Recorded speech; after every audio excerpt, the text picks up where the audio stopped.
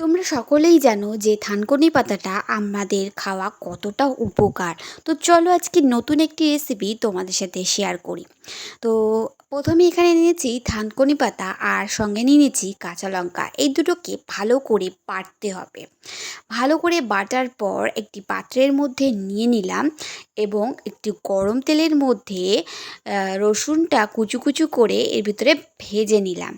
আর এদিকে বাটাটার মধ্যে হলুদ আর নুন দিয়ে হালকা একটু জল দিতে হবে এর ভিতরে। তো দিয়ে ভালো করে এটাকে নাড়াচাড়া করে এটা ওই গরম তেলের মধ্যে ছেড়ে দিতে হবে।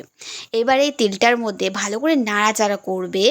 এরকমভাবে করবে তোমরা বাড়িতে অবশ্যই, কারণ এটি খেতে দারুণ টেস্টি আর খুবই খুবই খুবই উপকারী একটি জিনিস। তোমরা বাড়িতে অবশ্যই ট্রাই করো আর আমাকে বলো যে এটি কেমন হয়েছে।